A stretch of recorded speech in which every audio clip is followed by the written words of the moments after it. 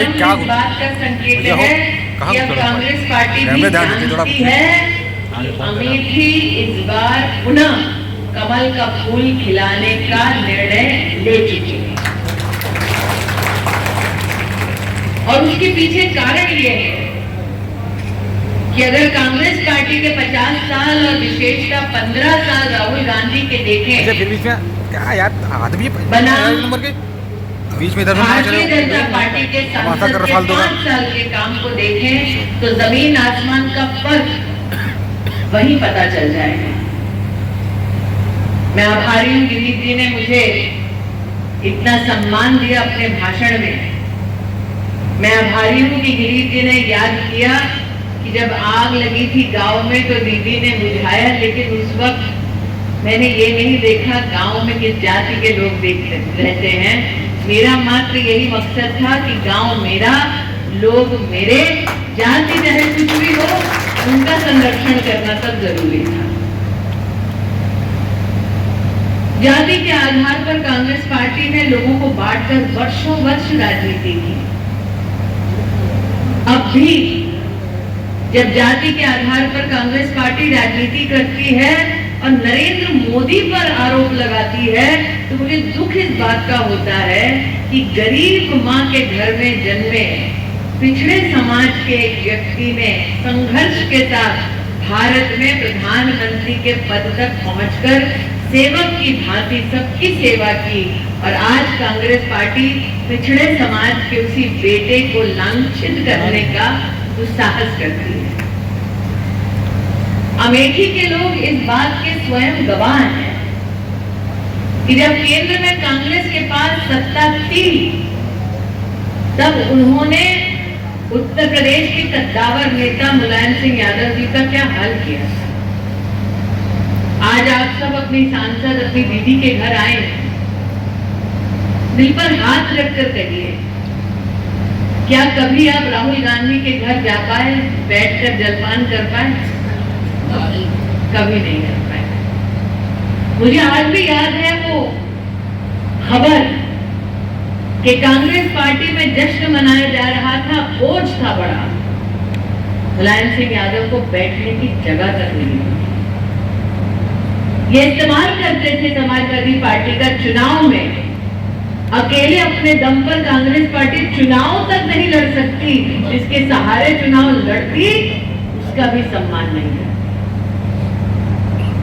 इसलिए आज मैं सार्वजनिक रूप से नरेंद्र मोदी जी को एक विशेष आभार अर्पण करती हूँ।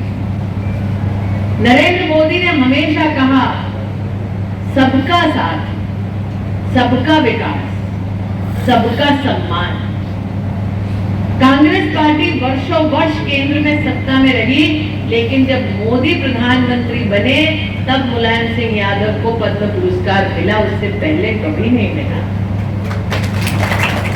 कुछ लोगों ने कहा अरे आप तो प्रतिद्वंदी हैं, आप कैसे मुलायम सिंह जी को सम्मान दिलवा सकते हैं। नरेंद्र मोदी ने ये कहा कि जो राष्ट्र के उत्थान के लिए काम करे, चाहे उसकी पार्टी कोई भी क्यों ना हो, वो सम्मान का अधिकारी है।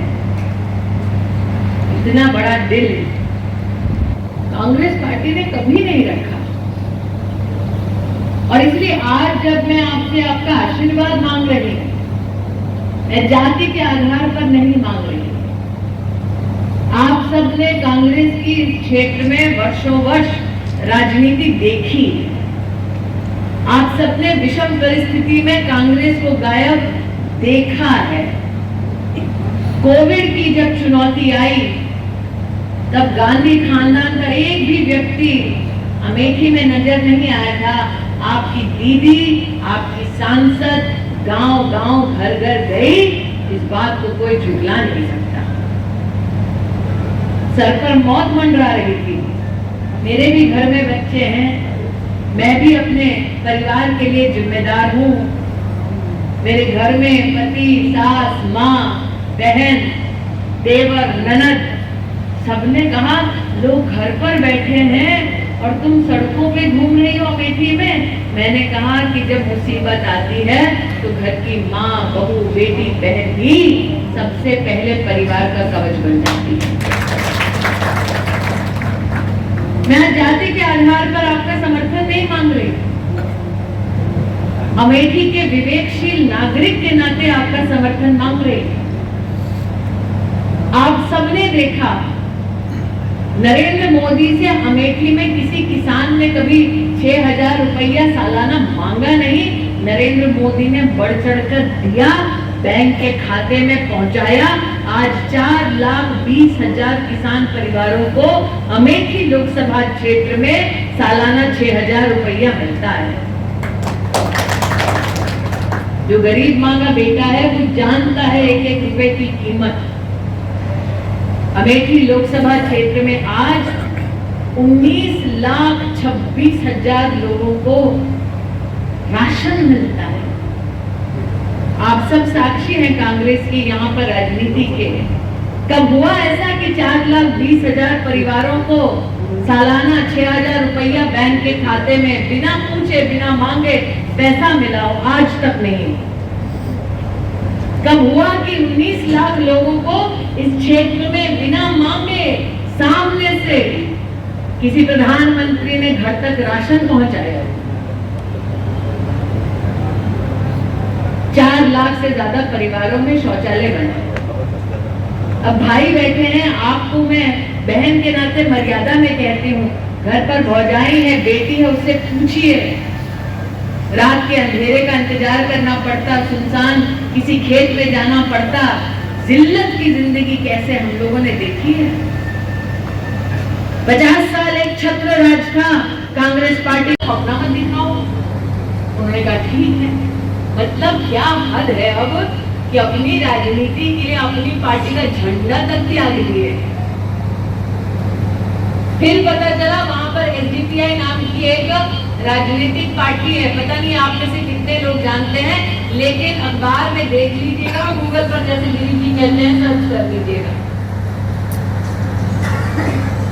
पीएफआई नाम के आतंकवादी संगठन के नेता हैं। अब राहुल गांधी की हालत ये हो गई है, आतंकवादी संगठन का समर्थन लेकर अपना चुनाव वायनाड में लड़ रहे हैं। और उस संगठन की जो एनआईए की चार्जशीट है उसमें लिखा है, और ये मिलेगा आपको इंटरनेट पे, कि उन्होंने केरल में हर जिले में लिस्ट बनाई है कितने हिंदुओं को मारेंगे। ये नहीं लिखा कि मारने से पूछेंगे पहले कौन जात हो भैया, मारेंगे। ये चार्जशीट आप सब जानते हैं कि राहुल गांधी जब चुनाव लड़ते हैं यहाँ, तो बाहर से कई लोग आते हैं, कुछ छत्तीसगढ़ से आते हैं, कुछ कश्मीर से आते हैं, कुछ राजस्थान से आते हैं। इस बार वो यहाँ से लाएंगे लोग। इसीलिए कहना चाहते हैं ये चुनाव अमेठी के सम्मान और अमेठी के संरक्षण का चुनाव है। जो बंगाल में इनके समर्थक कर रहे हैं वो अमेठी में नहीं होगा। जो वायनाड में ये छिपा रहे हैं वो अमेठी में नहीं होगा। ये निर्णय हमको लेना है।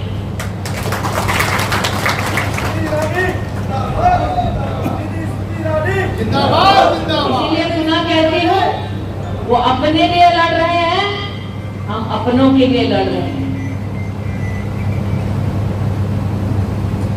और बीच में तो ये भी पता चला कि अब जीजा जी भी दावा ठोक रहे हैं। बड़े लोग जानते होंगे पहले के जमाने में जब बस की सीट छोड़ी जाती थी तो सीट के ऊपर रुमाल छोड़ देता था व्यक्ति कि भैया अभी लौट के आ रहे हैं, ना बैठना कोई। याद है?